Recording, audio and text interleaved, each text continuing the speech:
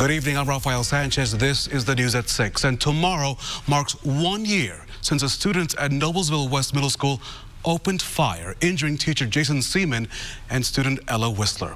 Only on RTV6. RTV6's Meredith Barrick speaks to one father who shares powerful text messages from his son and how that day led to the creation of a working group of parents hoping to prevent another violent act from happening in their schools again. I got a phone call and saw that it was my son, and he had tried to text me a couple of times and I didn't hear them.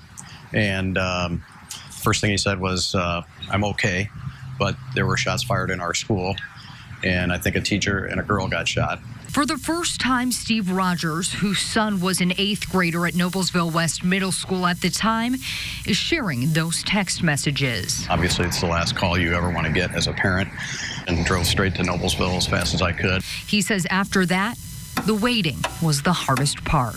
But I just remember thinking I wanted my son back, in my presence right now. In the days following May 25th, 2018, there was a lot of discussion. We all went through a very traumatic experience, and there were a lot of conversations on front porches and in driveways and so forth. In the weeks following the shooting, there was action. Noblesville Stands Together, a group of roughly 24 parents who meet regularly, was formed. Rogers tells me so far they've figured out there is a need for 3 things: more mental health resources, better physical security inside buildings, and finally, gun violence prevention. We're trying to approach it from a standpoint of safety and what can everyone, all of us, even though we all have different diverse political views, what can we all agree on?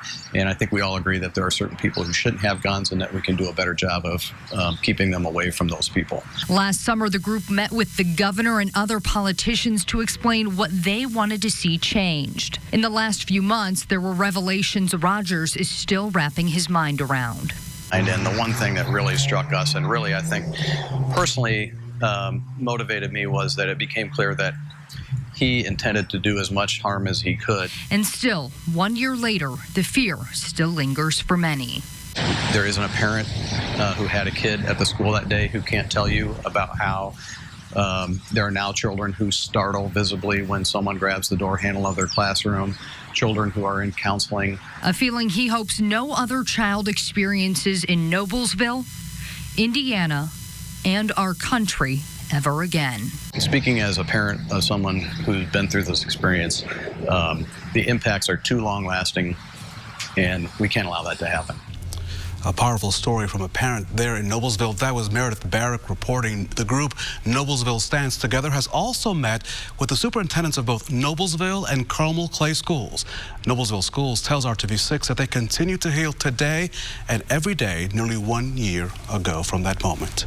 For a look at the steps your school takes to keep your children safe, head to our website, theindychannel.com/school safety. There you can take a look at the school safety plans from other school districts throughout Central Indiana.